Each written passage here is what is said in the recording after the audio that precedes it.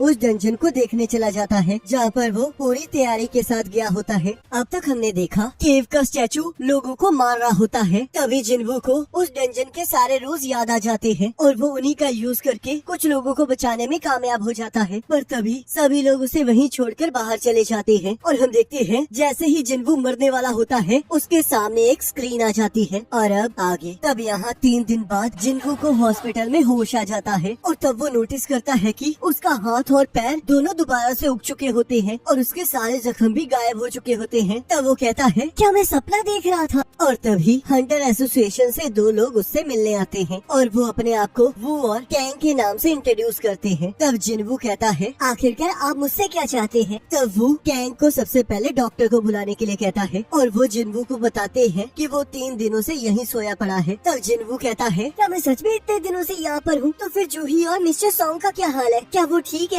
तब वो कहता है वो दोनों ठीक है। मिस्टर सॉन्ग ने अपना एक हाथ खो दिया है जिस वजह से शायद वो अब रिटायरमेंट ले लेंगे और जूही को साइकोलॉजिकल शॉक लगा है और वो उसी चीज का ट्रीटमेंट करवा रही है, तो शायद ही वो अब हंटर की जॉब कर पाए। उस डंजन में से सिर्फ 6 ही लोग हैं जो कि जिंदा वापस आए हैं। चाहे हंटर्स की जॉब हमेशा से खतरनाक रही है पर इस तरह के हादसे बहुत कम होते हैं। पर पता नहीं कैसे जब हमें सर्वाइवर्स की रिपोर्ट मिली तब हमने एक टीम को व्हाइट टाइगर गिल्ड के साथ अंदर भेजा और उन्हें वहाँ सिर्फ तुम ही मिले। पर वहाँ पर ना ही हमें कोई स्टैचू दिखे और ना ही कोई टेम्पल। मुझे पता है कि तुम्हें इस पर विश्वास नहीं होगा पर यही सच्चाई है। पर मैं तुम्हें ये बता दूं कि अगर हमें सर्वाइवर्स की स्टेटमेंट सही ना लगती या फिर हमें कोई बॉडी ना मिलती तो इन सभी का जिम्मेदार सिर्फ तुम्हें ही ठहराया जाता, पर अब ऐसा नहीं है। तो मैं तुमसे एक सवाल पूछना चाहता हूँ, तो क्या तुम मुझे ये बता सकते हो कि क्या तुमने रीअवेकनिंग को एक्सपीरियंस किया है या नहीं? जिसे सुनकर जिन्वू हैरान हो जाता है और हमें बताता है एक हंटर की एबिलिटी अवेकनिंग के टाइम ही सेट हो जाती है और वो अपनी पूरी जिंदगी में उसे चेंज नहीं कर पाता। पर फिर भी कुछ ऐसे रेयर हंटर्स होते हैं जो कि सेकंड टाइम अवेकनिंग को फील करते हैं और उसके बाद वो A रैंक या फिर S रैंक हंटर्स बन जाते हैं। और तब यहाँ कैंग जिन्वू के सामने मैजिक पावर डिटेक्टर रख देता है और जिन्वू बहुत एक्साइटमेंट में अपनी मैजिकल पावर चेक करने के लिए अपना हाथ आगे बढ़ाता है। अगर बाकी सर्वाइवर्स की बात मानी जाए तो वहाँ पर कुछ ऐसे मैजिक बीस्ट थे जिन्होंने छुट्टियों में लोगों को मार दिया, तो फिर तो कोई भी लो रैंक हंटर वहाँ से जिंदा वापस नहीं आ सकता। पर इसके बावजूद भी वो सारे मैजिक बीस्ट वहाँ से गायब हो चुके थे, तो इसका मतलब सिर्फ A रैंक या फिर S रैंक हंटर ही है जो ये काम कर सकता है। और यही वो कारण है जिस वजह से हमें लग रहा है कि इसने अब सेकंड अवेकनिंग को पा लिया है। और तभी जिन्वू की पावर का स्कोर 10 आता है जो कि सिर्फ एक E रैंक का हो सकता है। तब यहाँ वापस जाते हुए कैंग कहता है एक E रैंक हंटर का भी स्कोर कम से कम 70 तो होता ही है और इसका तो 10 है, तो इसका मतलब ये तो बस एक आम आदमी है। तब वो सोचता है वो डंजन भी अब गायब हो चुका है और अब हम उसे इन्वेस्टिगेट भी नहीं कर सकते। पर आखिरकार कैसे ये लड़का वहाँ से जिंदा वापस आ गया? तब यहाँ जिन्वू सोचता है इन्होंने तो ऐसे ही मुझे एक्साइटेड कर दिया था। तब मुझे एक चीज समझ नहीं आ रही, क्या इन लोगों को स्क्रीन से कोई प्रॉब्लम नहीं हुई या फिर वो लोग इसे देख ही नहीं पा रहे थे? और तब हम देखते हैं उस स्क्रीन पर अनरेड मैसेजेस की नोटिफिकेशन आ रही होती है और जिन्वू उसे टच भी नहीं कर पा रहा होता और तभी उसे अचानक से फ्लैशबैक शो होता है जहाँ उसे मरने से पहले प्लेयर बनने के बारे में पूछा जा रहा होता है और वो यस पर क्लिक करके प्लेयर बन जाता है। और तभी वहाँ उसकी बहन आ जाती है और कहती है तुम्हें अपना ध्यान रखना चाहिए। क्या तुम्हें अंदाजा भी है कि मुझे कितनी चिंता हो रही थी? बाकी सभी लोग सही सलामत वापस आ जाते हैं पर आखिरकार हर बार तुम्हें ही क्यों चोटें लगती हैं? अगर तुमने फिर से अपनी लाइफ को डेंजर में डाला तो मैं स्कूल को छोड़कर काम पर लग जाऊंगी ताकि तुम्हें ये काम करने ही ना पड़े। प्लीज मुझे माफ कर दो, मैं समझ गया हूँ। पर मुझे ये बताओ कि तुम्हें ये स्क्रीन दिखाई दे रही है? और हम देखते हैं जिना को कुछ दिखाई नहीं दे रहा होता। तब जिन्वू कहता है क्या तुम मुझे ये बता सकती हो कि गेम्स में अनरेड मैसेजेस को कैसे देखा जाता है? तुमने तो बहुत सारी गेम्स खेली है ना, तुम्हें बस मैसेज बॉक्स को ओपन करना होगा। और तब जिन्वू जैसे ही मैसेज बॉक्स को ओपन करने के लिए कहता है तभी हम देखते हैं उस स्क्रीन पर वो नोटिफिकेशन ओपन हो जाती है जहाँ पर उसकी स्ट्रेंथ ट्रेनिंग के लिए डेली टास्क आया होता है।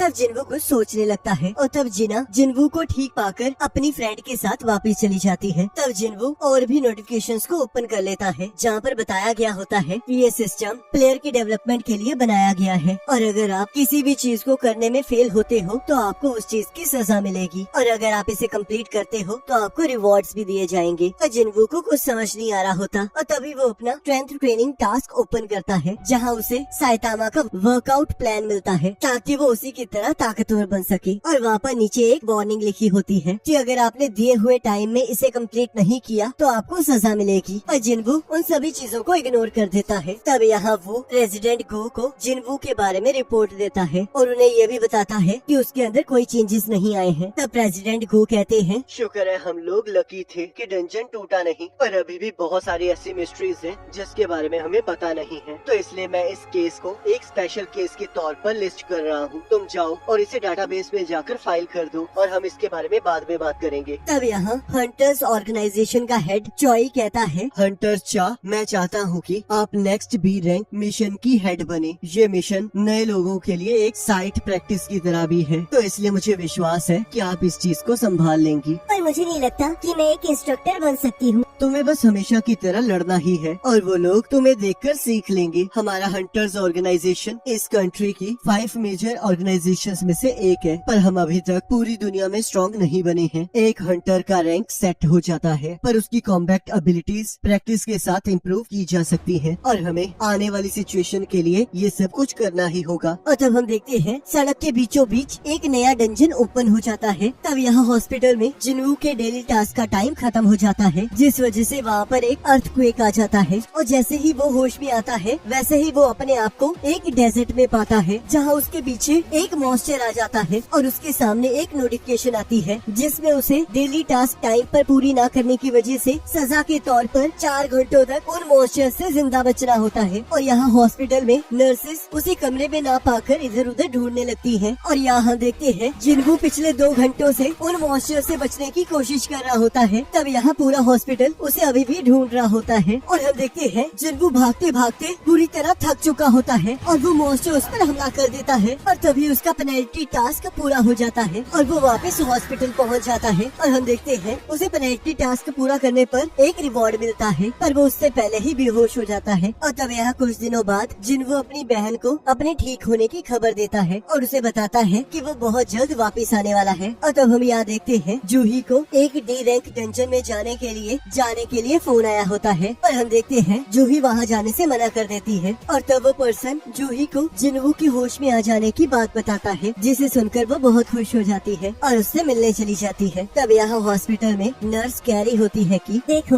उसने फिर से भागना शुरू कर दिया है। जब से वो उठा है वो तब से हर रोज ऐसे ही भागता रहता है। हंटर्स बाकी लोगों से ज्यादा जल्दी रिकवर कर जाते हैं, पर फिर भी मैंने इसे आराम करने के लिए कहा था, पर इसने मना कर दिया और कहने लगा कि मुझे अपनी ताकत को इंक्रीज करना है, तो मुझे ये करना ही होगा। तो यहाँ जिन्वू अपना डेली टास्क पूरा कर चुका होता है और हमें बताता है कि मुझे होश में आए आज 4था दिन हो चुका है और अब मुझे कुछ चीजें समझ आने लगी हैं, जिसमें से पहली है कि जो ये मेरे सामने चीज है वो कोई मेरी इमेजिनेशन नहीं है, और दूसरा है कि अगर मैं डेली टास्क को पूरा करता हूँ तो मुझे 3 रिवॉर्ड्स मिलते हैं, जिसमें से पहला है फुल रिकवरी, जिससे मैं पूरी तरह से ठीक हो जाता हूँ, और दूसरा है एबिलिटी पॉइंट्स, और मैं इन पॉइंट्स को उन एबिलिटीज में डाल सकता हूँ जिसे मैं इम्प्रूव करना चाहता हूँ। मेरी एबिलिटी में सबसे ज्यादा इम्पोर्टेंट मेरी स्ट्रेंथ है, और जब भी मेरा कोई एबिलिटी पॉइंट इंक्रीज करता है तब मेरी पावर भी बढ़ जाती है और मैं उसे महसूस भी कर पाता हूँ। यहाँ पर और भी स्किल्स और इन्वेंट्री है जो कि बिल्कुल गेम की तरह है। और तब वो ये सोच कर हंसने लगता है और हम देखते हैं सभी लोग उसे ही घूर रहे होते हैं। तब यहाँ उसे सारे के सारे डेली टास्क को पूरा करके एक बॉक्स मिलता है, जिसमें से उसे एक की मिलती है। तभी उसके सामने एक नोटिफिकेशन आ जाती है जहाँ पर उसे एक डंजन के बारे में बताया जाता है। तब जिन्वू कहता है, आखिरकार ये क्या है? क्या ये भी मेरी स्ट्रेंथ ट्रेनिंग का हिस्सा है? और तब उसे डंजन का नाम सुनते ही वो टेम्पल याद आ जाता है। तब यहाँ हम देखते हैं न्यूज में अलग अलग गेट्स के ओपन होने के बारे में बताया जा रहा होता है और साथ ही साथ उनके रैंक के बारे में बताया जाता है। तब हम यहाँ देखते हैं जिन्वू अपनी माँ से मिलने गया होता है और तभी हमें 4 साल पहले का फ्लैशबैक दिखाया जाता है, जहाँ जिन्वू की मॉम एकदम से ही बेहोश हो जाती है और वो उन्हें लेकर हॉस्पिटल चला जाता है। तब डॉक्टर उसे बताते हैं कि तुम्हारी माँ इटर्नल स्लम्बर में चली गई है, जिसे हम फाइनल स्लीप भी कहते हैं। ये एक ऐसी कंडीशन है जो कि गेट के अपीयर होने के बाद शुरू हुई है और ये 1000 लोगों में से किसी एक को ही होती है। इसके बारे में अफवाह ये है कि ये तभी होती है जब आप मैजिक में ज्यादा देर तक रह लेते हो, पर फिर भी अभी की मेडिकल टेक्नोलॉजी के हिसाब से हम तुम्हारी माँ को सिर्फ जिंदा रख सकते हैं। और तब हम देखते हैं जिन्वू अपनी माँ के इलाज के लिए मेहनत कर रहा होता है। तभी उसे एहसास होता है कि उसके अंदर पावर्स आ चुकी है और वो एक हंटर बन जाता है। और तब वो घर आकर अपनी बहन को इसके बारे में बताता है और कहता है, अब इससे मुझे पैसे मिलेंगे जिससे मैं माँ का इलाज करवा पाऊंगा। और हम देखते हैं जिन्वू जैसे ही अपने मिशन पर जाता जाता है वो वहाँ पर कुछ भी नहीं कर पाता, जिस वजह से वो लोग उसके साथ कोई भी मैजिकल आइटम को शेयर करने से मना कर देते हैं। तब हम यहाँ देखते हैं जिन्वू उस नोटिफिकेशन में आए उस डंजन को देखने चला जाता है, जहाँ पर वो पूरी तैयारी के साथ गया होता है और सोचता है मैं पूरी तरह से तैयार हूँ और मुझे अपनी बच निकलने की एबिलिटी पर पूरा विश्वास है। तो इसलिए अगर मैं पिछली बार की तरह किसी मुसीबत में फंसा तो मैं अपनी पूरी ताकत के साथ वहाँ से भाग आऊंगा। और तब हम देखते हैं वो उस की को बाहर निकाल लेता है और अचानक से उसके सामने एक गेट आ जाता है, जिसे वो उस चाबी से खोल देता है और उसके अंदर चला जाता है। और तब उसे फिर से एक नोटिफिकेशन आती है, जिससे उसके बाहर जाने का रास्ता बंद हो जाता है। पर तभी वो नोटिस करता है एक लड़की उसके पास आकर उस जगह से बाहर निकल जाती है। तब जिन्वू सोचता है अब मुझे समझ में आया, ये एक अलग डायमेंशन है। इंस्टेंस डंजन बाकी डंजन से अलग है और मैं कभी भी ऐसे डंजन में नहीं आया हूँ, पर मेरे हिसाब से ये रेड गेट की तरह सिमिलर है। और कहता है आखिरकार अब मैं क्या करूँगा? मैंने तो सोचा था कि अगर यहाँ पर कुछ भी हुआ तो मैं यहाँ से भाग जाऊंगा, पर अब तो वापस जाने का रास्ता ही बंद हो चुका है। पर तभी उसके सामने एक नोटिफिकेशन आती है, जिस पर लिखा होता है कि आप इस डंजन से तभी बाहर निकल सकते हैं जब आप इस डंजन के बॉस को हरा देंगे, या फिर आप टेलीपोर्टेशन स्टोन का यूज कर सकते हैं। तब जिन्वू कहता है मैं तो कोई ई रैंक मॉन्स्टर को भी नहीं हरा सकता हूँ, तो आखिरकार कैसे मैं इस डंजन को क्लियर करूँगा? ये तो मेरे लिए सच में बहुत मुश्किल है। क्या मैं सच में बिना किसी की मदद लिए बॉस को हरा पाऊंगा? पर अब मेरे पास कोई चॉइस नहीं है। और तब वो डंजन के अंदर बढ़ने लगता है और तब हम देखते हैं उसके साथ लड़ने के लिए 3 गॉब्लिन आ जाते हैं और वो उस पर हमला कर देते हैं। और तब हम देखते हैं जिन्वू अपने आप को उनसे बचाने की कोशिश कर रहा होता है और वो उन पर हमला नहीं कर पा रहा होता। पर तभी एक गॉब्लिन उसे नीचे फेंक देता है और उस पर हमला कर देता है और तभी जिन्वू पूरे जोश के साथ उसकी तरफ बढ़ने लगता है और उस गॉब्लिन को मार देता है। और तब बाकी 2 गॉब्लिन भी उस पर हमला करना स्टार्ट कर देते हैं। और हम देखते हैं जिन्वू उन दोनों को मारने में भी कामयाब हो जाता है और सोचता है क्या सच में मैं ताकतवर बन चुका हूँ? और तभी हम देखते हैं वहाँ पर एक वुल्फ आ जाता है, जो कि उस पर हमला करके उसके चाकू को तोड़ देता है। तब जिन्वू सोचता है ये तो एक वुल्फ है और ये उन गॉब्लिन से काफी ज्यादा स्ट्रॉन्ग है, पर आखिरकार मेरी टांगे कांप क्यों रही हैं और मैं हिल क्यों नहीं पा रहा हूँ? क्या ये इस वजह से है क्योंकि मैं डर रहा हूँ और मेरे दिल से अभी तक उस डंजन का डर गया नहीं है? और तभी वो वुल्फ उस पर हमला कर देता है और उसके चेहरे पर एक खरोच आ जाती है। तब जिन्वू सोचता है मेरे साथ तो कोई हीलर भी नहीं है, तो इसलिए अगर मैं जख्मी हुआ तो यहाँ पर सब कुछ खत्म हो जाएगा। और तब वो वुल्फ उस पर हमला कर देता है। तो गाइस आखिरकार यहाँ पर चल क्या रहा है? क्या ये सच में एक गेम है और ये जितने भी डंजन्स है ये इस गेम का पार्ट है? पता नहीं क्यों ऐसा लग रहा है जैसे कि ये मैट्रिक्स की मूवी चल रही है और हमारे साइतामा भाई का वर्कआउट प्लान लीक हो चुका है। आपका इसके बारे में क्या ख्याल है मुझे कमेंट करके जरूर बताना। बाकी नेक्स्ट एपिसोड का लिंक आपके स्क्रीन पर आ रहा होगा, आज पर क्लिक करके अगले एपिसोड को देख सकते हो।